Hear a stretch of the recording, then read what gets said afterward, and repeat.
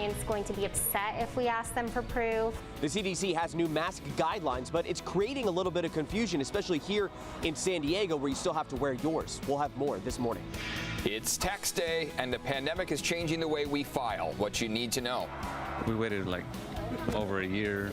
Couples compete for venues and prices increase as weddings resume.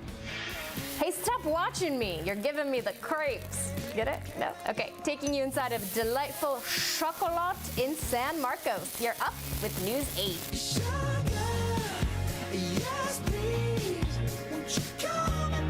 I wish I could get my crepe on this morning. Right? Those look good. Some bananas, a little chocolate on there. I know, it's like Monday and tax day, and like we all need something sweet to start off the week. Yeah, it's something nice and warm too, because it's a little cool. And then yesterday, like that vibe, my wife was like, I just want to kind of curl up on the couch right now. We had those clouds, some of that misty rain kind of in the morning. And it's back again this morning, it seems. Yeah. The cloudy, another cloudy day. It's like on repeat. Evan, are you getting tired of saying the same things all the time? I feel like I don't have enough time to say that things are always changing. So it's like I say, yeah, it's a little rainy right now, but then by tomorrow it's going to dry up. But then by the end of the week it's going to be a little rainy again. But then after that it's going to dry. It's just this rinse and repeat kind of thing where we go back and forth. So we're starting off our Monday with partly cloudy to mostly cloudy skies out there. Still a few spots of drizzle to kick off the morning. You could see overcast right along the coastline. We're going to take a few hours with those clouds, overcast, little drizzly, misty at times before we move toward partly cloudy skies into the afternoon. Then tonight into tomorrow, a few more residual showers before everything tapers off by Tuesday afternoon. Tuesday afternoon, a ridge of high pressure builds. Beyond that, we're going to stay dry through about Thursday and then see another round of showers come our way. So here's what we have out there over the next couple of hours. Just a few light spots of drizzle on there before things taper off into the afternoon and then repeat tonight into tomorrow. Jenny's checking in on traffic at 6:02. It is not bad out there. You can see for the most part your freeways are moving. I see a little bit of a delay here on the 805, so northbound side, kind of past the 94 up to the 8 there, 31 miles an hour on average. No crashes reported here. Coronado Bridge right at the tail end, there's volume, but it's nothing too bad. Ted Williams Parkway, the stalled car at Carmel Creek has been cleared, so your lanes are back open. And then up to the north, minus some ongoing construction east on the 78 at Rancho Santa Fe. Everything else at 6:02 is quiet. All right, we are following breaking news right now of a smuggling boat that washed ashore at Sunset Cliffs. The call came just before 4 o'clock this morning, and News 8's Allison Royal is live at Sunset Cliffs with an update for us. Good morning. Good morning, Erica Netta. Well, San Diego lifeguards have confirmed that this is a human smuggling operation. So we're here at Sunset Cliffs. I'm going to give you a look at the water out there. You can still see a boat from a distance, certainly not walking or swimming distance, but there is a boat way out there that is working on this operation. Of course, this happened just after a couple of weeks ago. We had a very similar incident happen in the same area here in Point Loma. So right now, Coast Guards and lifeguards are on this scene, and they got this call from Border Patrol around 3:40 this morning. So they have been out here for about an hour and a half or so, and they have been working with Harbor Police as well. So they are working to rescue 24 people. All of them are reported to be safe, according to Border Patrol, who has also taken these people into custody, or will take some of them into custody, but that is an ongoing process. So Coast Guards and lifeguards are working to get the boat free and tow it out. And this has all been confirmed as a human smuggling operation, according to the lifeguards. All of these organizations are working together, including Harbor Police. They were just here earlier. I saw them drive away, but I imagine they are out there assisting however they can. So, of course, we saw this just a couple of weeks ago. Earlier this month, we saw a very similar incident happen, also with the Ponga boat, also off the coast of Point Loma, and it was also a few dozen people. That boat had even more people on it than this one does, and some people actually died in that human smuggling operation. But so far, it appears that all people are confirmed to be safe and in healthy enough condition in this operation. So I'm going to bring you back out here live in Point Loma and Sunset Cliffs. We have that boat over here. Now, we're going to learn more information about this throughout the day. We don't have the identities of these 24 people, but as soon as we learn any information, a great place to check for updates throughout the day is our website. That's CBS8.com. Erica Netta. Allison, thanks so much for that live update here. A new week also means a renewed debate over those CDC guidelines on masks. Yeah, a lot of back and forth on this here this morning. Questions linger about what this means here at home as another nationwide chain relaxes its rules for vaccinated customers. News 8's Chris Groh live outside one Starbucks in Kearney Mesa. So they're changing their policies, but not necessarily here. It depends on how you look at it. It's either really simple for us here in San Diego, California, or entirely confusing. Look, California, San Diego, they have not relaxed their mask mandates. Therefore, Starbucks' policy does not take place here in the state of California or even in San Diego. Starbucks has made that much clear. However, a lot of people are wondering why the CDC is reversing this guideline just shortly after saying that this guideline needs to be followed for those that are vaccinated and unvaccinated. And we heard a lot of federal health officials trying to defend this decision this weekend. Take a listen. People have to be honest with themselves. You're protected if you're vaccinated. You're not if you're not vaccinated. And so let's run through the list here. On a national level, we're seeing Starbucks, Trader Joe's, Sam's Club, and Costco lift their mask mandates, making them optional in states that they are allowed to do so. Some big companies aren't there yet.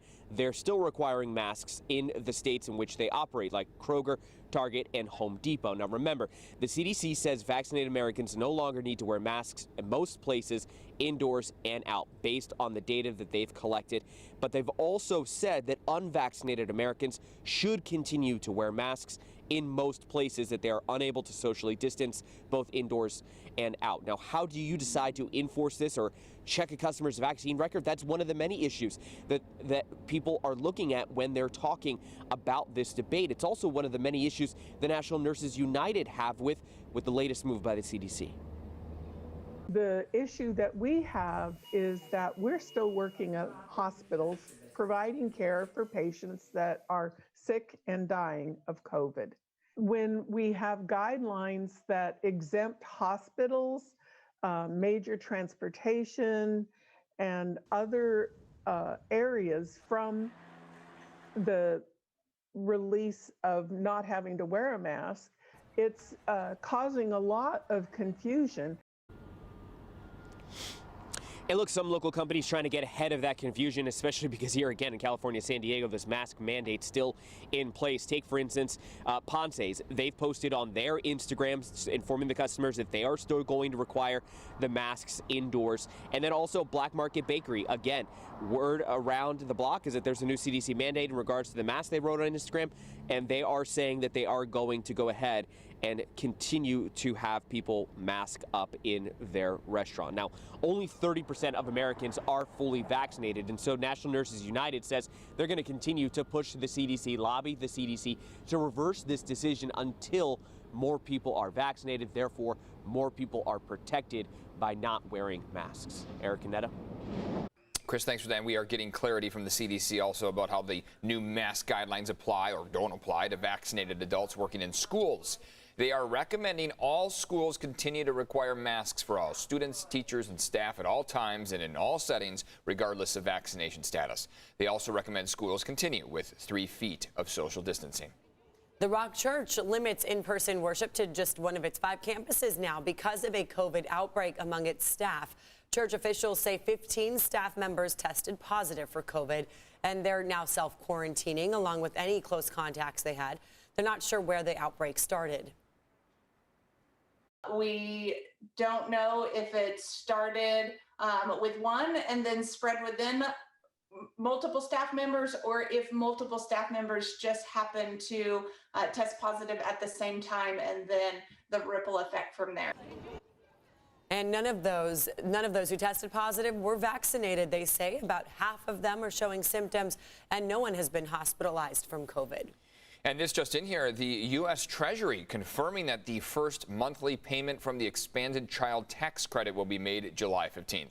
The Treasury says eligible families will receive a payment of up to $300 per month for each child under age 6 and up to $250 for each child ages 6 and above. Payments will be made on the 15th of each month through direct deposit, paper check, or debit cards, and those go until December, to the end of the year. Time is running out to file your taxes. Yes, today is the official deadline, believe it or not, after the IRS extended that deadline because of the pandemic. So here's some good news for those who received stimulus payments last year. They are not taxable. You don't have to add them to your taxable income on those returns. Now, if you have not received a stimulus payment that you qualify for, there is a recover rebate credit that you're entitled to. Just tell your tax preparer I didn't get it, and then the IRS will verify that you indeed did not get it. And if you do qualify, they will include it as part of your tax return. And then hopefully you'll finally get your stimulus. If you still need more time, you can file a 5-month extension, but your request does need to get to the IRS by today. All right, let's check in with Evan here and discuss May Gray, which was in full effect yesterday, and it looks like it's going to stick around here today. Yeah, I don't honestly, who knows? We don't have any day where we're not expecting May Gray, really, especially through the morning hours, really. That's the most important part. By the afternoon, though, we are expected to see some of the sunshine this afternoon. For the rest of the week, that's going to be the case. Tuesday afternoon through about Thursday, we're dry. We don't see these residual showers that we start off our Monday with. However, another chance for showers returns to the forecast by the time we get to your Thursday afternoon into your Friday. View outside right now shows low clouds out there, a little bit of drizzle continuing throughout the morning. Accumulations are going to rest mostly in the 1/100th of an inch up to maybe 1/10th of an inch range. So far in downtown San Diego, we've picked up on 4 100ths, and that was over the course of your Sunday. Early this morning, it's been mainly a misting, a drizzle, very, very light activity. Mild and warmer by the middle of the week as a ridge of high pressure builds. Another chance for some wet weather for Thursday and Friday as that nearby trough sinks in. So temperatures over the next 6 hours are going to keep warming up to the upper 60s. We've got partly cloudy conditions. For the most part, these temperatures are going to be about 5 degrees below normal for this time of year and then start to warm up for Tuesday and for Wednesday. But thanks to that cloud cover through the morning, that's going to last for a good portion of it. We're not going to see those temperatures warm up by all that much. It's by the afternoon that we'll see mainly mid-60s across the board. A few degrees, again, shy of average. Some things over to Jenny, who's checking in on traffic.